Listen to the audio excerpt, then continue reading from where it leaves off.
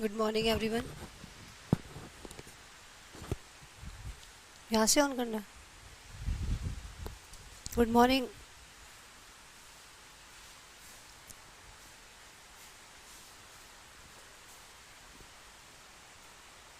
Good morning everyone. Hello hello hello. Good morning everyone. Welcome to RG Vikramjeet application. सभी का स्वागत है यहाँ पे। आज हम कंजंक्शन का पार्ट 2 करने जा रहे हैं। ठीक है, फर्स्ट क्लास हमने कंजंक्शन की कल की थी और वहाँ पे हमने को रिलेटिव कंजंक्शन को पहले स्टार्ट किया था। ठीक है, मैंने बोला था कि कोऑर्डिनेटिंग और सबऑर्डिनेटिंग में बाद में आप लोगों को कराऊंगी, फिलहाल हम को रिलेटिव पहले करेंगे। तो को रिलेटिव कंजंक्शन स्टार्ट किया था हमने और वहाँ पे हमने ईदर और के यूजेस देखे थे, नीदर नोर के यूजेस देखे थे और बहुत सी बातें की थी। बोथ और एंड कर लिया था। एक बार फटाफट से कंफर्म कर देंगे पहले मुझे कि ऑडियो वीडियो सब क्लियर है कि नहीं। एक बार फटाफट से क्लियर करेंगे।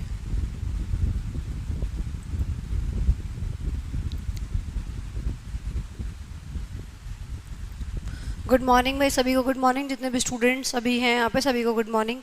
ऑडियो वीडियो सब क्लियर है। चलिए भाई क्लास स्टार्ट करते हैं। चलो भाई, कल बच्चे बोल रहे थे कि मैम ब्लैक बैकग्राउंड लगा लीजिए, तो ये लीजिए आज आपका बैकग्राउंड ब्लैक यहाँ पे आ गया है। ठीक है तो कल हमने बोथ और एंड लास्ट किया था, थर्ड नंबर था हमारा। आज फोर्थ करेंगे हम। देखिए, हार्डली स्कैर्सली का जो पेयर होता है, हार्डली स्कैर्सली का पेयर क्या होता है, ध्यान रखेंगे। इसके साथ या तो आप व्हेन यूज करेंगे या फिर बिफोर का यूज करेंगे।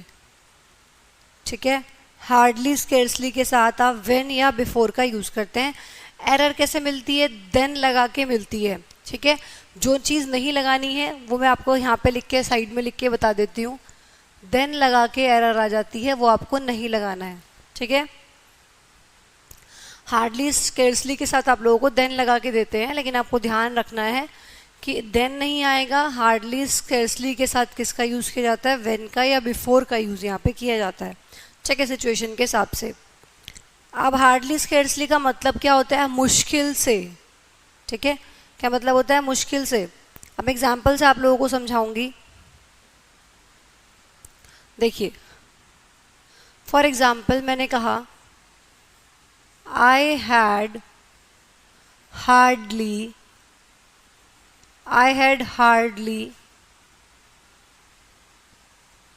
recovered from measles before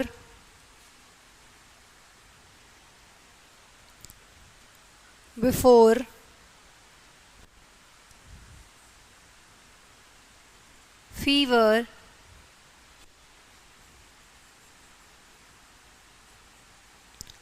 attacked me।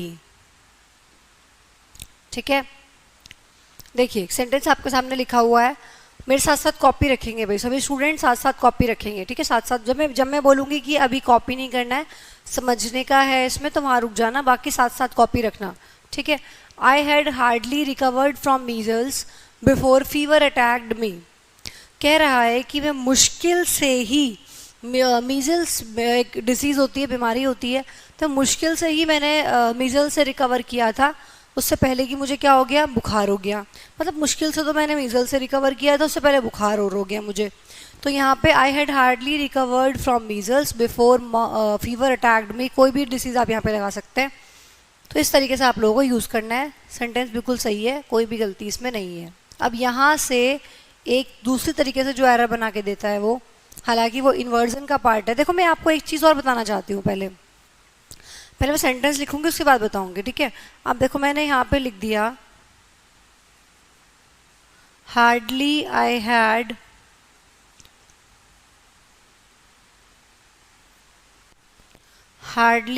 Had recovered from measles hardly I had recovered from measles before fever attacked मी।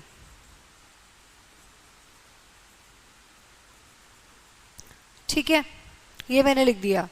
अब यहाँ पे पहले मैं आप इसका मुझे कोई स्टूडेंट बता सकता है कि सेंटेंस में क्या एरर है? क्या कोई बता सकता है कि सेंटेंस में क्या एरर है? गुड मॉर्निंग भाई, सभी को गुड मॉर्निंग। जितने भी स्टूडेंट्स यहाँ पर अभी लाइव हैं सभी को गुड मॉर्निंग। कोई बच्चा बता सकता है कि what is the error in this sentence?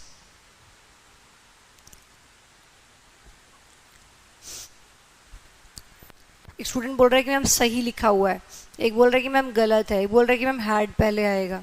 चलो देखते हैं कि किसका सही है किसका गलत है।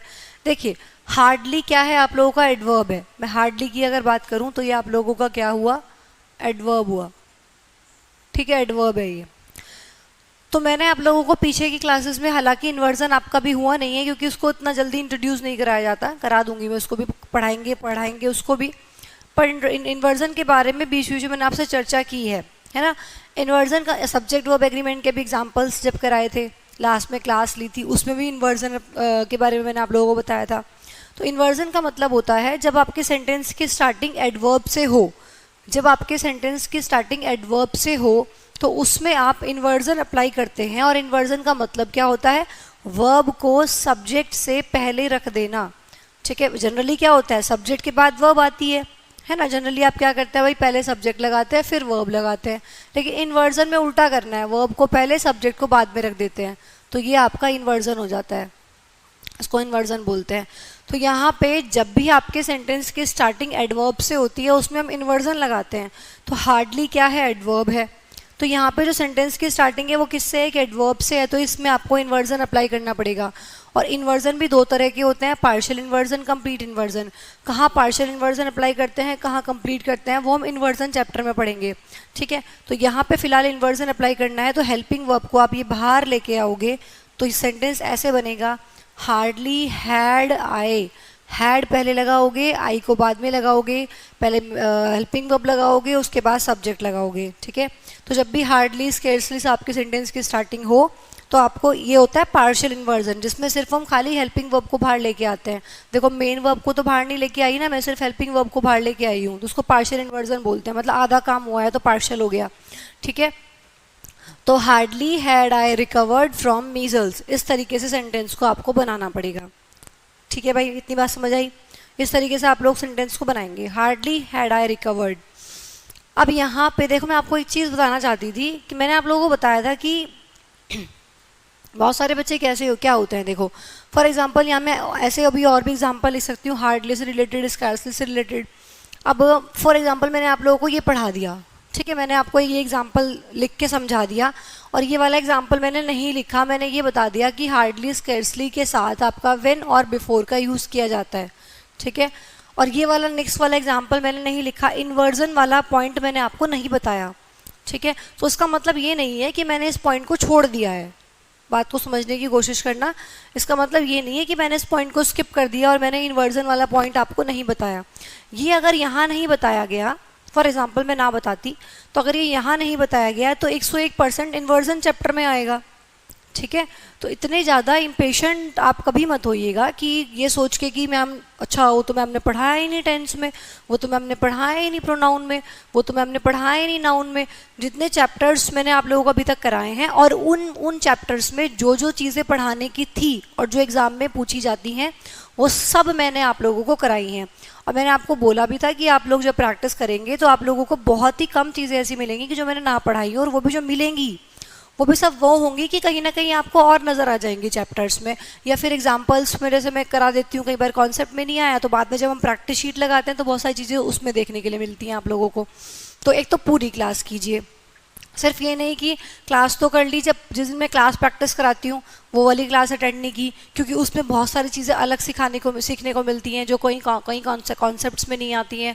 कुछ छोटी छोटी चीज़ें हैं जो एग्जांपल्स में आ जाती हैं, फिर वो वहाँ से सीखने के लिए आपको मिलेंगी। और अगर कुछ चीज़ें पढ़ते वक्त, प्रैक्टिस करते वक्त आपके सामने एक दो चीज़ें आती हैं तो वो ऐसा कॉन्सेप्ट नहीं मिलेगा आप लोगों को कि बहुत वाइड कॉन्सेप्ट था, इसी चैप्टर का था और मैंने नहीं कराया, ऐसा कोई कॉन्सेप्ट नहीं मिलेगा।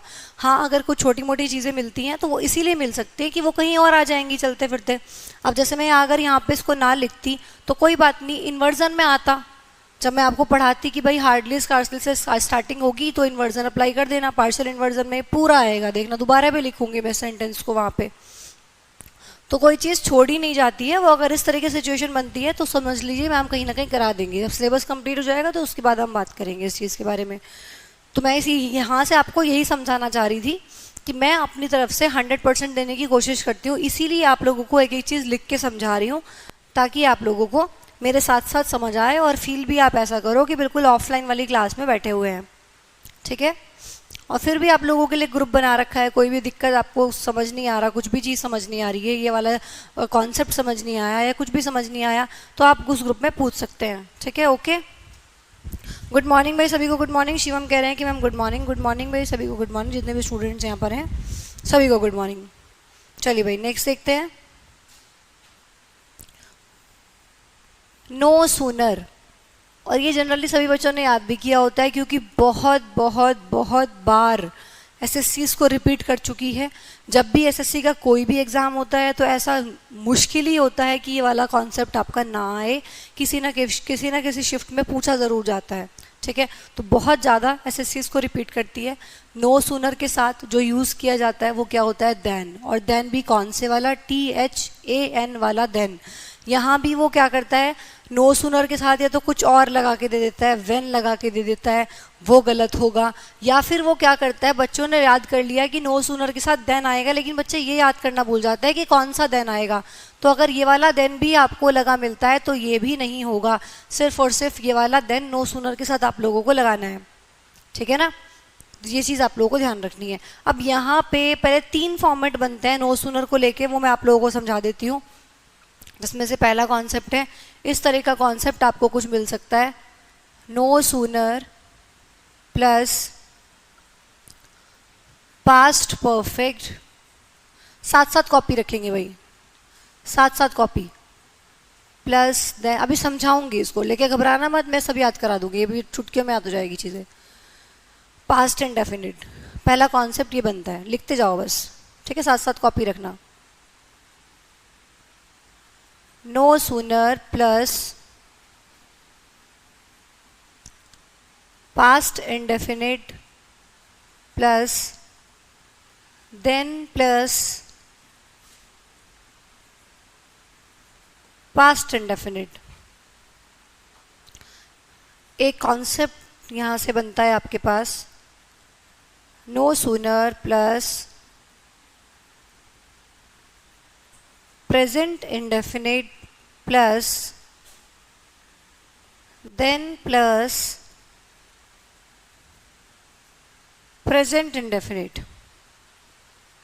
ठीक है, तो 3 तरह से आपसे नो सूनर से क्वेश्चन पूछे जा सकते हैं।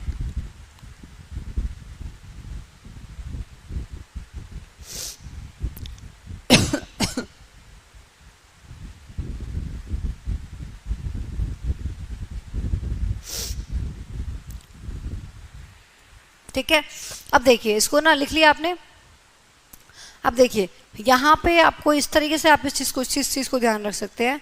देखो प्रेजेंट इंडेफिनिट ये तो अलग चीज़ हो गई। ठीक है, दोनों प्रेजेंट इंडेफिनिट में है, ये तो आप समझ सकते हो आराम से। अब यहाँ पे तो दूसरा फॉर्मेट यहाँ पे बनता है, देखो दोनों में पास्ट इंडेफिनिट है, बाद में यहाँ भी पास्ट इंडेफिनिट है, यहाँ भी पास्ट इंडेफिनिट है, लेकिन शुरू में एक में पास्ट परफेक्ट है और एक में पास्ट इंडेफिनिट है।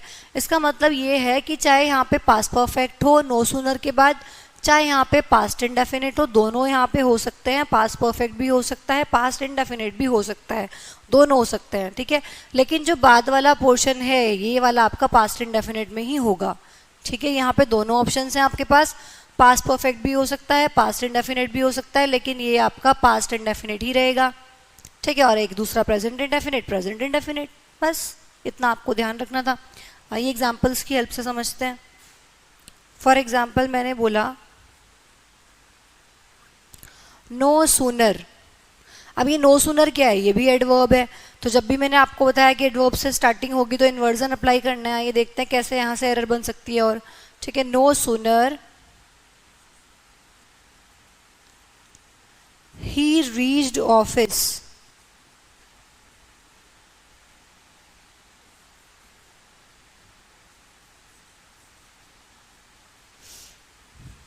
then it started raining. बताइए सेंटेंस में क्या एरर है, जल्दी से बताइए, साइड हो जाती हूँ मैं, और साथ साथ कॉपी भी कर लेंगे और बताएंगे कि सेंटेंस में क्या एरर है।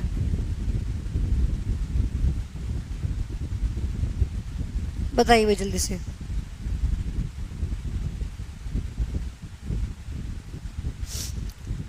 ओ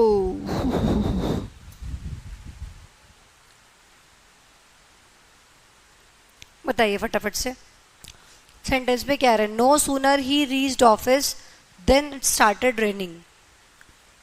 जल्दी से बताएंगे।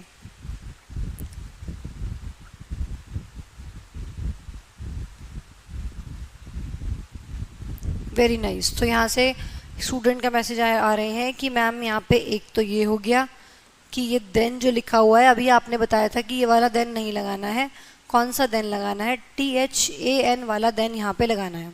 ठीक है, तो पहली गलती तो ये हो गई कि भाई ये वाला देन नहीं, ये वाला देन आएगा नो सूनर के साथ। नो सूनर और देन का मतलब क्या होता है, क्या सेंस निकल के आती है? देखिए, no sooner he reached office then it started raining. जैसे ही वो ऑफिस पहुंचा वैसे ही बारिश होने लगी।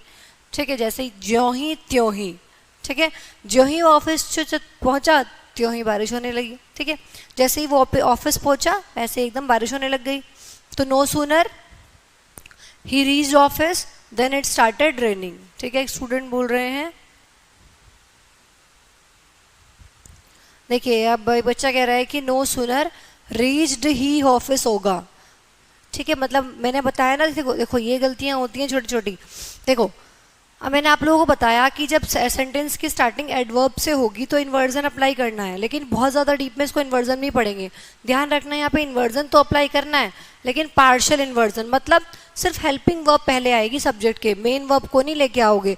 अब एक बच्चे ने क्या किया, रीच्ड को उठा के यहाँ पे ले आया ही से पहले कि इन्वर्जन अप्लाई कर दिया, लेकिन रीच्ड को नहीं लेके आना है। रीच तो मेन वर्ब हुई, आपको हेल्पिंग वर्ब पहले लगानी थी, हेल्पिंग वर्ब तो उसमें आपने लगाई ही नहीं। तो क्या करोगे, no sooner had he reached office, इस तरीके से सेंटेंस बनेगा। ये हैड लगाना बहुत ज़रूरी है, ये लगाना ही लगाना पड़ेगा, क्योंकि नो सूनर से स्टार्टिंग है तो इन्वर्जन अप्लाई करना ही पड़ेगा। अब मेरी बात को ध्यान से समझेंगे, कुछ ना समझ आए मैं फिर से पूरा स्लो मोशन में समझाने की कोशिश कर रही हूँ, फिर भी अगर ना समझ आए तो वीडियो को रिवाइंड कर लेना और दोबारा से देख लेना। ठीक है, अगर फिर भी समझ ना आए तो ग्रुप आप लोगों के लिए बना रखा है, वहाँ पे मुझसे पूछ लेना कि मैम इसमें ये चीज़ में प्रॉब्लम थी। ठीक है, नो सूनर हैड मैंने यहाँ पे लगाया, सॉरी ये क्लीन हो गया मुझसे गलती से, ऑफिस था यहाँ पे। ठीक है, नो सूनर मैंने यहाँ पे लगाया तो मैंने यहाँ पे हैड लगाया। अब देखो ये कौन सा फॉर्मेट बना, पास्ट परफेक्ट, हैड के बाद वर्ब की थर्ड फॉर्म हो गई, पास्ट परफेक्ट हो गया, और इधर क्या हो गया आपका, पास्ट इंडेफिनिट हो गया। इट के बाद वर्ब की सेकेंड फॉर्म हो गई, देखिए ये, तो ये पास्ट इंडेफिनिट। तो देखो past perfect, past indefinite, past perfect, past indefinite, एक एक करके तीनों के एग्जांपल्स लिखवा दूंगी ताकि आप लोगों को क्लियर हो जाए। अब आपके दिमाग में, किसी बच्चे के दिमाग में ये पॉइंट भी आ सकता है कि मैम यहाँ पे पास्ट इंडेफिनिट भी तो है, तो यहाँ पे पास्ट इंडेफिनिट भी तो कर सकते हैं भाई, इधर पास्ट इंडेफिनिट है तो इधर हैड ही क्यों लगाया, इधर हम पास्ट इंडेफिनिट भी तो कर सकते हैं। बिल्कुल कर सकते हो आप पास्ट इंडेफिनिट, कोई दिक्कत नहीं है, लेकिन अगर आप पास्ट इंडेफिनिट करोगे, पास्ट इंडेफिनिट में हम डिड का यूज करते हैं। ठीक है, तो यहाँ पे आप डिड लगा सकते हो, बिल्कुल लगा सकते हो, पर फिर आपको दो दो चेंजेस करने पड़ेंगे। देखो डिड भी लगाना पड़ेगा और रीच्ड का रीच भी करना पड़ेगा, क्योंकि डिड के बाद वर्ब की फर्स्ट फॉर्म का यूज किया जाता है, तो डिड ही रीच भी हो सकता है। ठीक है, तो डिड ही रीच कर दो या फिर सीधा सीधा यहाँ पे हेड लगा दो, तो मैंने सीधा सीधा यहाँ पे हेड लगा के बात को लक्की कर लिया। ठीक है, चलिए एक एग्जांपल और लिखते हैं।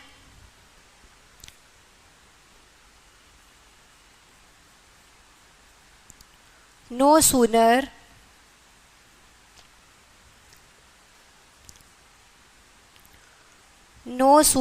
did he enter the room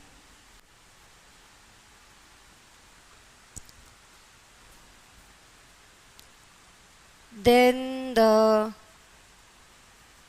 bell rang.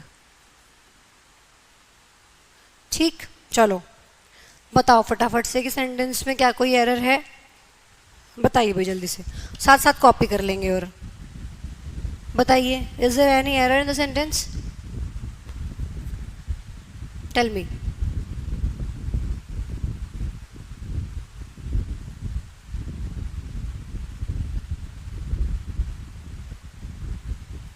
और आप लोगों को एमटीएस का एग्जाम कैसे गए, जिन लोगों के हो चुके हैं? कैसे गए आप लोगों के एमटीएस का पेपर?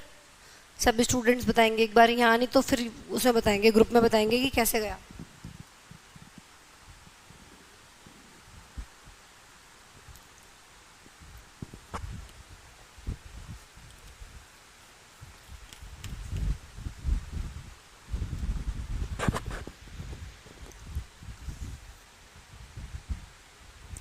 बच्चे बोल रहे हैं, एक स्टूडेंट कह रहा है कि मैम डिड ही एंटर में एरर है, एक स्टूडेंट बोल रहा है कि मैम नो एरर, एक बच्चा कह रहा है कि मैम उधर एरर है रैंग में। मतलब तुम लोगों को सब पता क्या है, अगर कोई सेंटेंस लिख दिया गया है ना बोर्ड पे, तो फिर तो सारे बच्चे बोल रहे हैं कि मैम इधर एरर है डिड ही एंटर में। लेकिन मुझे तो ये समझ नहीं आ रहा कि यहाँ पे एरर क्या है। भाई पास्ट इंडेफिनिटली तो बन रहा है, डिड के बाद वर्ब की फर्स्ट फॉर्म लगी है एंटर, और इन्वर्जन तो अप्लाई करना ही था, तो सब्जेक्ट से पहले डिड लगा हुआ है। क्या दिक्कत है इसमें? कुछ भी दिक्कत नहीं है। No sooner did he enter the room then the bell ring, जैसे ही वो कमरे में पहुंचा एकदम बेल बज गई। ठीक है ना? तो यहाँ पे क्या दिक्कत है? कुछ भी दिक्कत नहीं है, तो बिल्कुल सही सलामत सेंटेंस है। तुम लोगों का ये मेंटालिटी हो गई है कि सेंटेंस लिखा हुआ है तो बस एरर तो निकाल ही दो। सब लोग बोल रहे हो कि यहाँ पे एरर है, क्या एरर है? कुछ भी एरर नहीं है। यहाँ मैंने पास्ट परफेक्ट बनाया था, यहाँ मैंने पास्ट इंडेफिनिट बना दिया। देखो जरा सेकंड वाला format, past indefinite past indefinite past indefinite past indefinite, क्या दिक्कत है? कुछ भी दिक्कत नहीं है। और सिर्फ पहले वाले पार्ट में इन्वर्जन अप्लाई करना, दूसरे वाले में मत कर देना। ठीक है, उसमें नहीं होगा, सिर्फ यहाँ पे इन्वर्जन अप्लाई होगा। सिर्फ यहाँ पे हेल्पिंग वर्ब को सब्जेक्ट से पहले रखा जाएगा, वो सिंपल बनेगा। आगे आगे ऐसे ही रहेगा, पहले सब्जेक्ट फिर वर्ब। ठीक, देखो रैंग सेकंड फॉर्म ही तो है रिंग की, तो इसमें भी क्या दिक्कत है? ये भी सही है, वर्ब की सेकंड फॉर्म लगी है, पास्ट इंडेफिनिट है। ठीक है ना? No error. चलिए भाई आगे बढ़ाते हैं। एक एग्जांपल मैं लास्ट वाले से लिखती हूँ। ठीक है, चलो। मैंने कहा नो सूनर, साथ साथ कॉपी रखेंगे। नो सूनर डज ही, फटाफट से बताएंगे क्या एरर है। Reaches office then he starts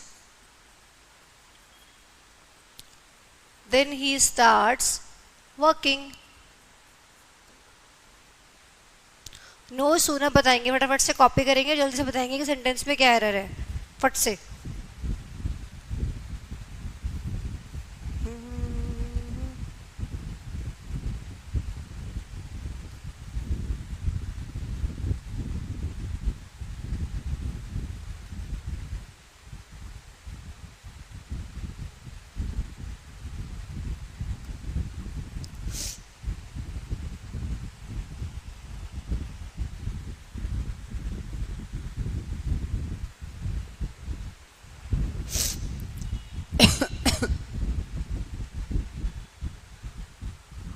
reach आएगा, एक बच्चा बोल रहा है रीच आएगा। वेरी नाइस भाई, बहुत बढ़िया जिन्होंने आंसर किया है, बहुत ही जबरदस्त। ठीक है, देखो भाई प्रेजेंट इंडेफिनिट, ये देखो थर्ड वाला पॉइंट हो गया आपका, प्रेजेंट इंडेफिनिट।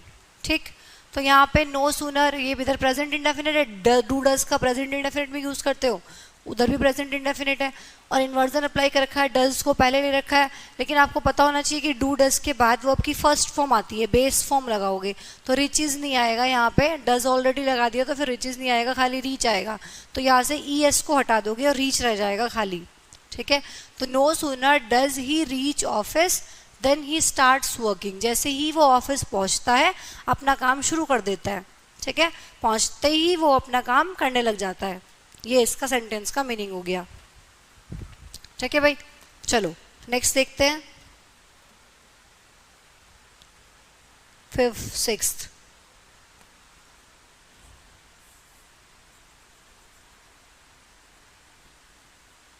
वेदर का पेयर क्या होता है?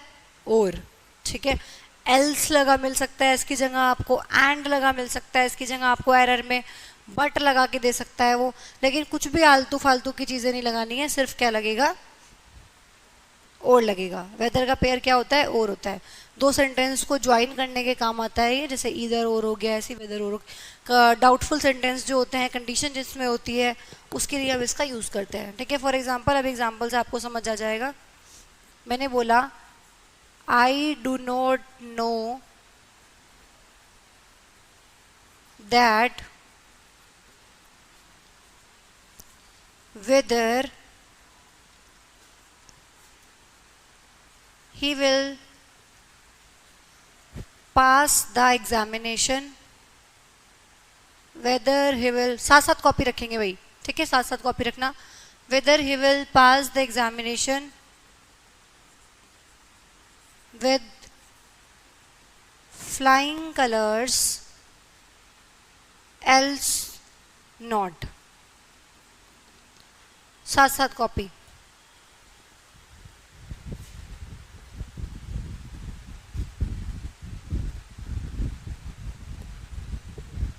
बताइए भाई, सेंटेंस में क्या एरर है?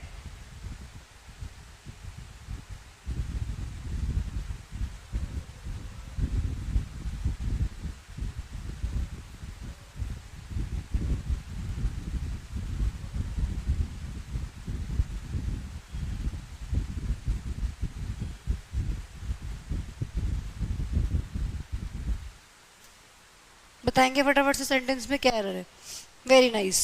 स्टूडेंट के मैसेज आ रहे हैं कि मैम वेदर है तो वेदर के साथ एल्स नहीं आएगा, क्या आएगा, और आएगा।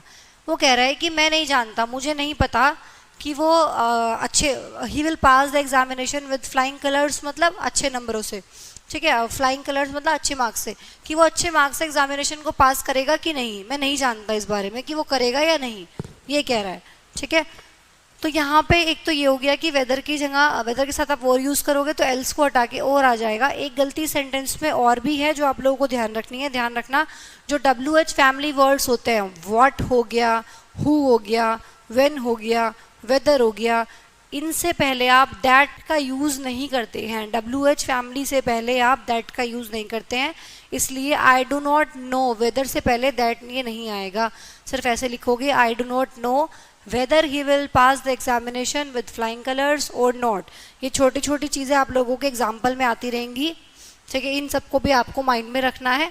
ये कोई बहुत भारी भरकम कॉन्सेप्ट नहीं है कि जो पूरा का पूरा अलग से लिखवाने की ज़रूरत है, लेकिन जो जो चीज़ ज़रूरी है वो मैं लिखवा दूंगी। जैसे कॉन्सेप्ट आपका इंपॉर्टेंट कॉन्सेप्ट है तो उसको लिखवाया जाएगा। तो छोटी छोटी चीज़ें होती हैं जो किसी किसी एग्जाम्पल में आ जाती हैं, वो आपको ऐसे ध्यान में रखनी है कि हाँ मैम ने ये बताया था, ठीक है। तो आई डू नॉट नो, दैट नहीं आएगा वेदर से पहले, weather he will pass the examination with flying colours, else की जगह आ जाएगा और नोट। अब मैं एक सेंटेंस और लिखती हूँ।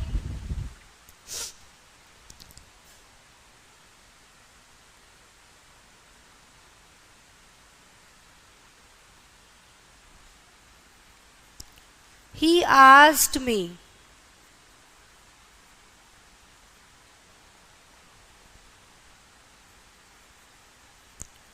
he asked me if he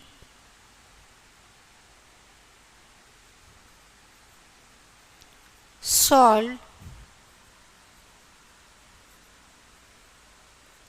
the question or not। बताइए भाई,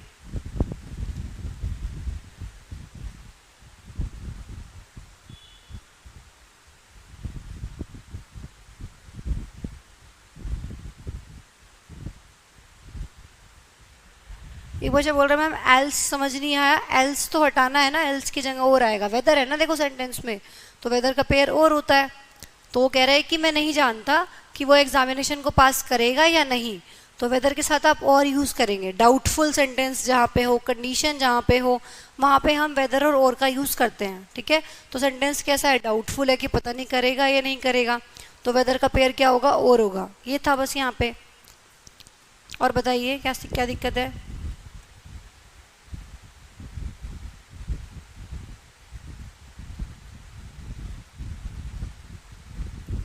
हाँ वेरी नाइस। तो स्टूडेंट का मैसेज आ रहा है कि मैम यहाँ पे इफ नहीं आएगा वेदर आएगा। देखिए आपको यहाँ पे सेंटेंस में आगे और नजर आ रहा है, ये लिखा ना और, देखो तो he asked me if he solve the question और नॉट, तो यहाँ पे और लिखा हुआ है, इसीलिए यहाँ पे आपको पता होना चाहिए वेदर का पेयर और होता है, इफ का नहीं। खाली इफ आप सेंटेंस में लगा सकते हैं, लेकिन अगर आगे और ना होता तो मैं यहाँ पे इफ भी ले सकती थी, बट यहाँ पे आगे और लिखा हुआ है तो मुझे यहाँ पे क्या करना होगा, इसको हटा के वेदर करना होगा। ठीक है, फटाफट से कॉपी कीजिए।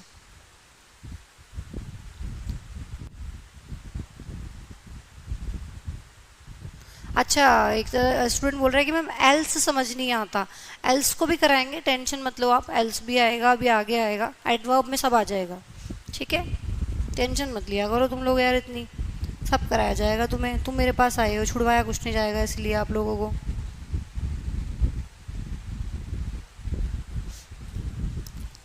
ठीक है, एक एग्जाम्पल और लिखती हूँ, चीज़ें क्लियर हो जाएंगी। यहाँ स्पेस नहीं है, कॉपी कर लिया आप लोगों ने इतना, जल्दी से कॉपी कीजिए भाई फटाफट से। साथ साथ कॉपी रखनी है, मेरी क्लास में साथ साथ कॉपी रखेंगे भाई, तभी ऑफलाइन वाली फीलिंग तभी आएगी और पढ़ने का मज़ा भी तभी है।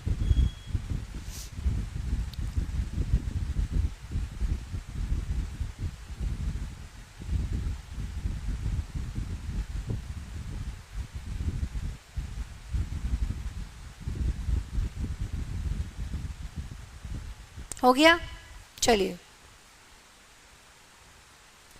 मैंने कहा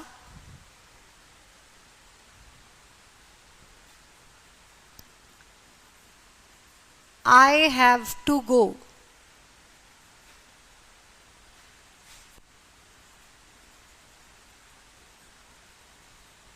Whether you like it or not. भाई कल से ना ये वाइट ही बैकग्राउंड लेना पड़ेगा मुझे, क्योंकि ये दूसरे स्टूडियो से भी क्लास हो रही है, मुखर्जी नगर से क्लास हो रही है फ़िलहाल अभी, और यहाँ पे स्टूडियो पे थोड़ा सा रिफ्लेक्शन का थोड़ा सा इशू है, और ये जो बोर्ड है, अब मैं यहाँ पर लिख रही हूँ तो मुझे ही नहीं दिखाई दे रहा है कि मैं क्या लिख रही हूँ, क्योंकि पूरा ब्लैक ब्लैक बैकग्राउंड के पीछे पूरा लाइट्स का फोकस ज़्यादा पड़ रहा है, लाइट का फोकस ज़्यादा है, अंदर मुझे लाइट्स नज़र आ रही है इसमें बोर्ड के पीछे से रिफ्लेक्शन इतना ज़्यादा है, तो वाइट ही यूज़ करना पड़ेगा। I have to go whether you like it और नॉट। ठीक है, कह रहा है कि भाई मुझे जाना पड़ेगा, ये मुझे जाना है, तुम्हें पसंद आए या ना आए। ठीक है, वेदर यू लाइक इट और नॉट, वेदर के साथ आपने और का यहाँ पे यूज़ किया। ठीक है भाई, चलो आगे बढ़ाते हैं बात को, और ये हमारा नंबर 6 था, नंबर 7 की तरफ मूव करते हैं। चलो भाई, इंपॉर्टेंट मार्क करते हुए चलेंगे, ये मैं आपको करा चुकी हूँ, हालांकि ये मैंने आप लोगों को करा दिया है, लेकिन फिर से आया है और आगे भी आएगा, एडजेक्टिव में फिर से आएगा, और एक बार करा भी दिया आप लोगों को, है ना। चलो भाई देखो, यहाँ पे एज सो एज और सो एज का डिफरेंस क्या है, कहाँ पे हम एज का यूज़ करते हैं, कहाँ पे हम सो एज का यूज़ करते हैं। ध्यान रखेंगे इस बात का कि एज को आप पॉजिटिव और नेगेटिव दोनों सेंटेंस में यूज़ कर सकते हो। ठीक है, पॉजिटिव और नेगेटिव सेंटेंसेस दोनों सेंटेंस में आप इसको यूज़ कर सकते हो, एज को मर्जी है इसकी, पॉजिटिव में भी लग जाता है, नेगेटिव में भी लग जाता है। ठीक है, सो एज सिर्फ और सिर्फ नेगेटिव सेंटेंस में यूज़ किया जाता है, इसको पॉजिटिव में नहीं लगाओगे आप। ठीक है, सो एज को नेगेटिव सेंटेंस में यूज़ करोगे। अभी फ़िलहाल चेंज नहीं कर रही हूँ, अभी पूरा इसी पे बैकग्राउंड अभी चेंज नहीं कर रही हूँ, कल नेक्स्ट क्लास से, फिर जो कल क्लास होगी उस पर स्टार्टिंग में वाइट कर लेंगे बैकग्राउंड को। ठीक है, तो एज को पॉजिटिव और नेगेटिव दोनों सेंटेंस में यूज़ कर सकते हो, सो एज सिर्फ नेगेटिव सेंटेंस में यूज़ होता है। आइए एग्जांपल्स की हेल्प से इसको समझते हैं। वॉइस चली जाए तो भाई एक बार बता देना। ठीक है, he is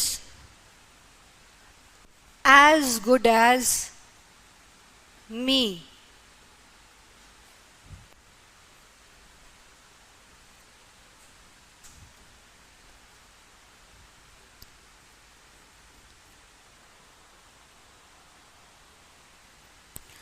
She is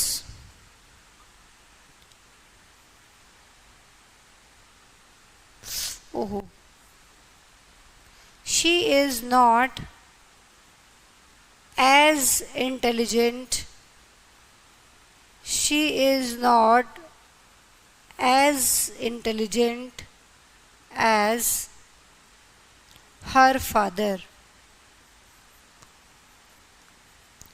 as और सो एज का यूज हम कहाँ करते हैं? ठीक है, जब हम सेम लेवल पे बात कर रहे हो, ठीक है, कंपैरिजन के लिए इसका यूज किया जाता है, बट हम सेम लेवल पे जब बात करते हैं, सेम लेवल का कंपैरिजन जब हम करते हैं, तो वहाँ पे हम एज का यूज करते हैं। ठीक है, एज और सो एज का। फॉर एग्जाम्पल, मैंने ये नहीं बोला कि वो मुझसे ज़्यादा अच्छा है कि वो मुझसे कम अच्छा है, जितना अच्छा मैं हूँ उतना अच्छा वो है, जितनी मतलब जब हम सेम लेवल पे बात करते हैं तब हम उसका यूज़ करते हैं। ठीक है, तो एज को नेगेटिव पॉजिटिव दोनों में, he is as good as me, positive sentence है, नेगेटिव वर्ड कोई नहीं है इसमें, कह रहा है कि जितना अच्छा मैं उतना अच्छा वो है। ठीक है, वो मेरे जितना अच्छा है मतलब, तो he is as good as me. तो वैसे तो पॉजिटिव सेंटेंस है, पॉजिटिव में एज का ही यूज़ किया जाता है, वो तो सही लिखा हुआ है, लेकिन यहाँ पे एरर क्या है ये मैं आप लोगों को करा चुकी हूँ। अगर आप लोगों को थोड़ा भी याद है तो मैंने बोला था, आप लोगों को बताया था, नाउन प्रोनाउन में कराया था कि ध्यान रखना कि कंपैरिजन हमेशा सेम लेवल पे किया जाता है। ठीक है, सब्जेक्ट का कंपैरिजन सब्जेक्ट से होगा, ऑब्जेक्ट का कंपैरिजन ऑब्जेक्ट से होगा। ठीक है, कभी ऐसे नहीं होगा कि सब्जेक्ट का कंपैरिजन ऑब्जेक्ट से कर दिया। तो he is as good as me नहीं होगा, ही सब्जेक्ट है तो उधर भी सब्जेक्ट ही आएगा, तो he is as good as me नहीं, he is as good as I. ठीक है, तो वहाँ पे आपको आई लगाना पड़ेगा, मी नहीं होगा। ठीक है, चलो भाई नेक्स्ट देखिए, she is not as intelligent as her father. कह रहा है कि वो अपने पापा के जितनी होशियार नहीं है, जितने होशियार उसके पापा हैं उतनी नहीं है वो। तो she is not as intelligent as her father. Sentence कैसा है? नेगेटिव है।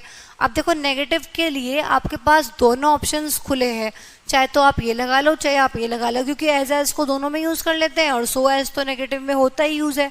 ठीक है, तो जब सेंटेंस नेगेटिव होगा तो दोनों ऑप्शंस खुले हैं, चाहे तो आप एज लगा सकते हैं या फिर सो एज भी लगा सकते हैं। इसका मतलब अगर यहाँ पे सो भी होता तो भी ठीक था। ठीक है ना, अगर यहाँ पे सो भी होता तो भी ठीक था। तो यहाँ पे सो और एज दोनों लगा सकते हो, सो एज भी लगा सकते हो, एज भी लगा सकते हो। ठीक है ना, ये चीज़ आप लोगों को ध्यान रखनी है।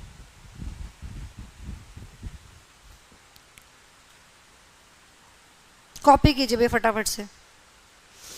इसका मतलब एक छोटी सी बात यहाँ से समझ आई आप लोगों को कि भाई एज तो दोनों में लग रहा है, सो एज नेगेटिव में लग रहा है, तो कुल मिला के एक छोटी सी अगर मैं निचोड़ निकालूं तो एक छोटी सी बात आपको याद रखनी है, बस क्या कि सो एज को पॉजिटिव सेंटेंस में यूज नहीं करना है बस, क्योंकि ये तो दोनों में हो रहा है, नेगेटिव में हो ही रहा है।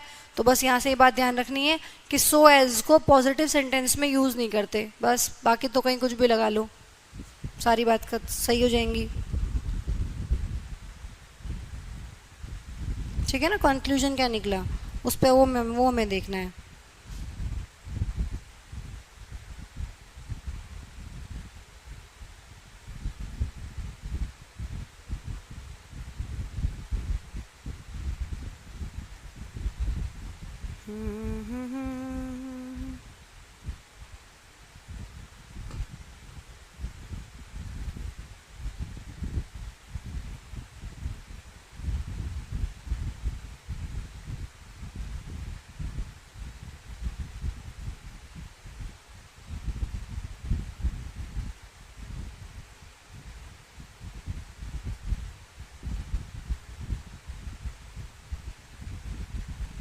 कॉपी हो गया?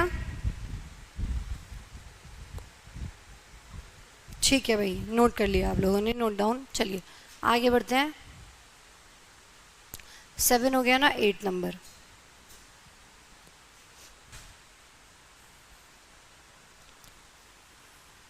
नॉट या फिर नेवर के साथ, ठीक है, क्या लगाएंगे अभी देखेंगे, पहले एग्जाम्पल लिखती हूँ। ठीक है, चलिए मैंने बोला I have not visited Taj Mahal nor I have not visited Taj Mahal nor seen Agra. ठीक है भाई, मैंने ताजमहल नहीं देखा है ना मैं आगरा गया हूँ। बताएंगे फटाफट से सेंटेंस में क्या कोई एरर है, सेंटेंस में क्या कोई एरर है, जल्दी से बता देंगे एक बार।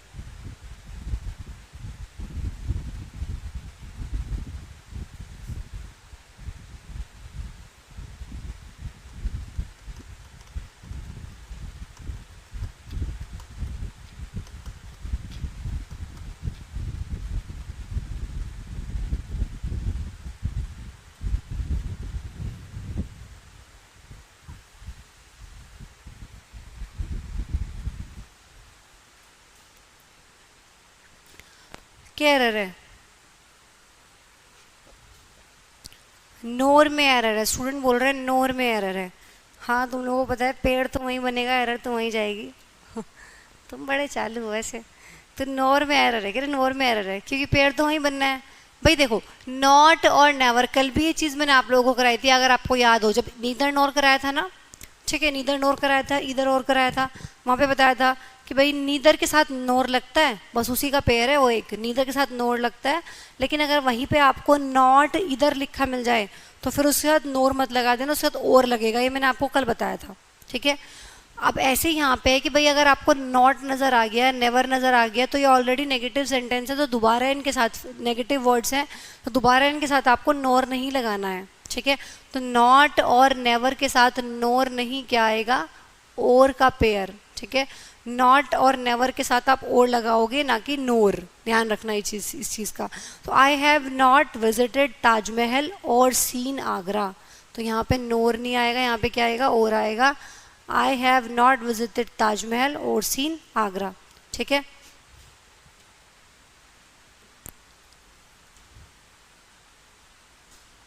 जैसे मैंने एक नेवर से लिख देती हूँ, आई हैव नेवर सीन और टॉक्ड टू माई फो।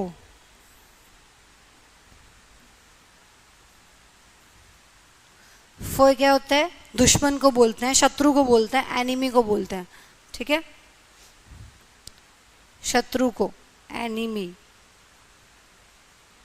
ठीक चलो बताओ फटाफट से कि सेंटेंस में क्या कोई एरर है। आई हैव नेवर सीन और टॉक्ड टू माई फो, कह रहा है कि मैंने ना देखा ना कभी बात की है अपने दुश्मन से। ठीक है मैंने अपने दुश्मन से ना बात की है ना मैंने उसको देखा, वह दुश्मन है मेरा फिर भी।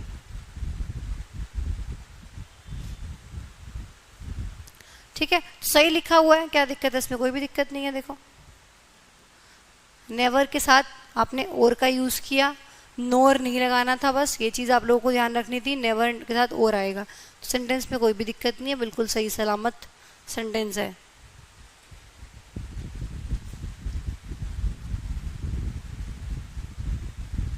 ठीक है अब सुबह सुबह इतने अच्छे टाइम पे क्लास होती है फ्रेश, तब भी तुम लोग क्लास अटेंड नहीं करते हो, क्या मामला है।